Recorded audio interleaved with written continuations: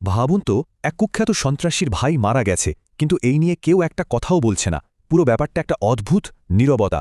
চলুন আজ এই রহস্যময় নীরবতার গভীরে ডুব দেওয়া যাক।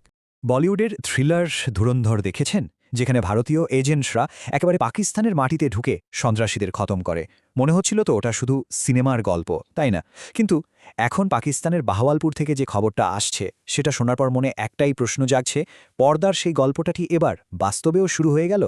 ঘটনাটা হল ভারতের মোস্ট ওয়ান্টেড সন্ত্রাসী মাসুদ আজহার, তার ভাই মোহাম্মদ তাহের আনোয়ার খোদ পাকিস্তানের মাটিতে, মানে জৈশের নিজের দুর্গের ভেতরেই রহস্যজনকভাবে মারা গেছে। কিভাবে মারা গেল? কোনো কারণ, কোনো ব্যাখ্যা কিচ্ছু নেই।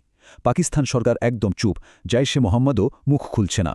আর এই যে নিস্তব্ধতা, এটাই যেন সবচেয়ে জোরে চিৎকার করছে। আচ্ছা, চলুন তাহলে পুরো ঘটনাটা ধাপে ধাপে দেখে নেওয়া যাক। প্রথমে পাকিস্তানের এই রহস্যময় মৃত্যুটা নিয়ে কথা বলবো। এরপর আজহারের এই সন্ত্রাসী সাম্রাজ্যটা আসলে কি তা জানব। তারপর দেখব অপারেশন সিন্দুরের কি প্রভাব পড়েছিল।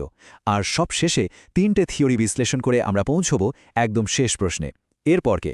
তো শুরু করা যাক প্রথম পর্ব দিয়ে, পাকিস্তানে এই রহস্যময় মৃত্যু, আর কেন এখানকার নীরবতাটাই সবচেয়ে বড় ক্লু হয়ে দাঁড়িয়েছে। ব্যাপারটা যে কতটা অদ্ভুত সেটা একটু ভাবুন। জৈশে মোহাম্মদ তাদের টেলিগ্রাম চ্যানেলে শুধু জানালো যে মোহাম্মদ তাহের আনোয়ার মারা গেছে আর বাহাওয়ালপুরের একটা মসজিদে তার জানাজা হবে। ব্যাস এটুকুই। কিন্তু কিভাবে মৃত্যু হলো, কোনো অসুখ নাকি অ্যাক্সিডেন্ট, কোনো উত্তরই নেই।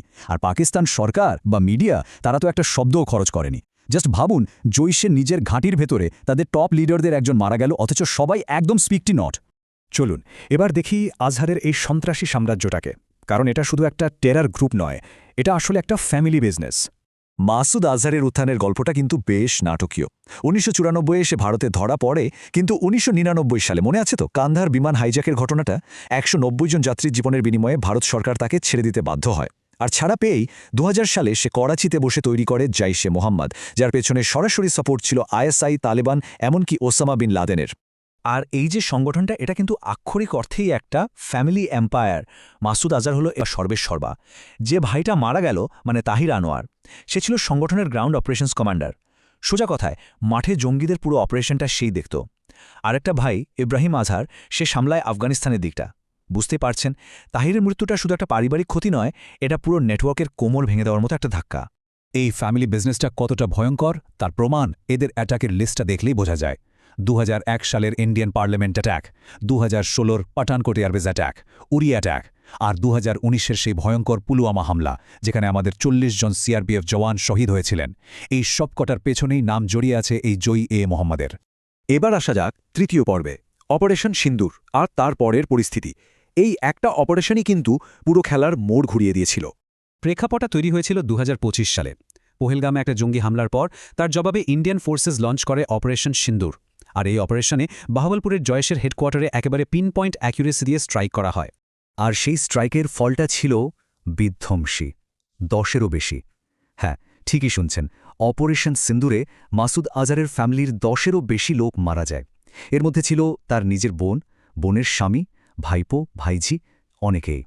এই অপারেশনের ধাক্কাটা এতটাই জোরে ছিল যে জৈশ এমন একটা কাজ করতে বাধ্য হয় যা তারা সাধারণত কখনোই করে না, নিজেদের ক্ষয়ক্ষতির কথা পাবলিকলি স্বীকার করে। সেপ্টেম্বর 2025-এ জয়শেরই এক কমান্ডার মাসুদ ইলিয়াস প্রকাশ্যে বলে যে বাহাওয়ালপুরে মৌলানা মাসুদ আজহারের পরিবার ধ্বংস হয়ে গেছে। এটা ছিল এক বড় স্বীকারোক্তি। আচ্ছা, এবার তাহলে আসা যাক চতুর্থ পর্বে, 3টে থিওরি আর একটা উপসংহার। সময় হয়েছে এই ছায়াযুদ্ধের ছড়িয়ে ছিটিয়ে থাকা ডটগুলোকে কানেক্ট করার। তাহির আনোয়ারের মৃত্যুর পেছনে এখন মূলত 3টে থিওরি ঘুরছে। 1 নম্বর, স্বাভাবিক মৃত্যু। আচ্ছা, হতেই পারে, কিন্তু প্রশ্ন হলো তাহলে কারণটা কেন এমনভাবে লুকিয়ে রাখা হচ্ছে?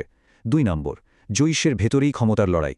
অপারেশন সিন্দুরের পর সংগঠনটা তো এমনিতেই টালমাটাল, তাই নিজেদের মধ্যে ঝামেলা হওয়াটা অসম্ভব কিছু নয়, কিন্তু সেই লড়াইটা কি এতটাই চুপচাপ হবে? আর 3 নম্বর থিওরি, একটা গোপন অভিযান। এবার একটু ডটগুলো মেলান।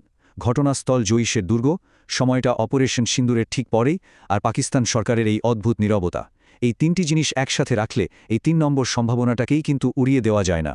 আর এটাই আমাদের নিয়ে আসছে একেবারে শেষ প্রশ্নে। তাহলে এরপর কে? পাকিস্তানের জন্য মেসেজটা কিন্তু ক্রিস্টাল ক্লিয়ার। দেখুন, আজহারের নেটওয়ার্ক কিন্তু এখন ভেঙে পড়ছে।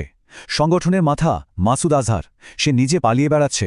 খবর আসছে যে গিলগিট বালতিস্তানের স্কারদুতে লুকিয়ে আছে। তার ভাই, যে ছিল গ্রাউন্ড অপারেশনস কমান্ডার, সে এখন মৃত। মেসেজটা জলের মতো সোজা। সন্ত্রাসীদের জন্য এখন খোদ পাকিস্তানের মাটিতেও আর কোনো সেফ হেভেন বা নিরাপদ আশ্রয় নেই। তাই আসল প্রশ্নটা এখন আর যে ভাইটা মরে গেছে তাকে নিয়ে নয়। আসল প্রশ্নটা হলো যে এখনও বেঁচে আছে তাকে নিয়ে। মাসুদ আজহার এখন কোথায়? আর সেই কি তাহলে নেক্সট টার্গেট?